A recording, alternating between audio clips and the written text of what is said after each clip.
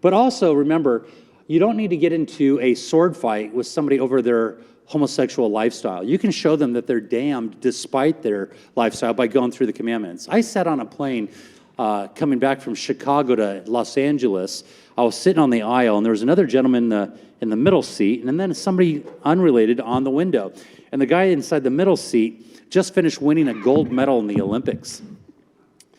And as we were engaging in conversation, he told me that he was that his partner was not able to join him at the Olympics, and he was so excited to show him the gold medal. I realized that he was a homosexual.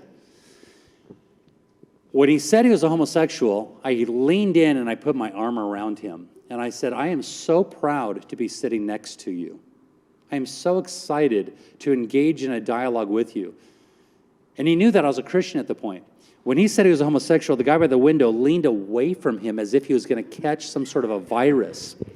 And I leaned into him, and I said, I'm not moved by that. And he thought that I would be. He allowed me to put on his gold medal, right? And it was just a really neat encounter experience that I had inside my life. For the next 3.5 hour flight, I got into a conversation with him, not about homosexuality, but I went through the law, showed him his predicament before a holy God. And as we were landing, he said, you know, you have not mentioned homosexuality one time. I said, do I need to? And he goes, what are you saying I need to do? I go, do you not already know? You're right. When I get home, I'm going to tell my partner that he needs to move out. And if he doesn't, I will. Somebody said there's not a lonelier moment in a guy's life to climb the top of a mountain only to realize that you climbed the wrong mountain and you spent all your time and effort in doing so. Well, he spent all of his time and effort through the whole course of his life to get a hold of that gold medal, only to realize he climbed the wrong hill, the wrong mountain. It's not a hill to die on. And in so doing, what just happened? What was the situation, the predicament? He was willing to despise that trophy that is going to perish one day in a fervent heat for the sake of the gospel. And that's what the gospel did inside of his life at that moment. Willing to surrender that, willing to have the guy move out. If he doesn't, he will, because of the message of words. Somebody once said, the gospel is only words unless they're true.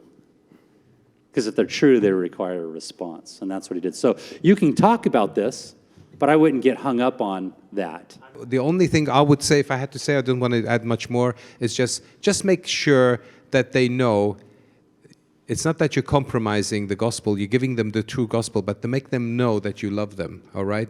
Because there's a lesbian that I very often talk to her about the gospel in a workplace environment, and this person tells me, John, I know you're telling me I'm going to hell because you care. Now, if you can get somebody to tell you that, then you've said it right. You know, you're saying, look, you've got to do something, you're going to go to hell, but I'm saying it because I care. And if they can repeat it to you saying, I know you're doing it because you care, because you care about me, then you know you said it properly.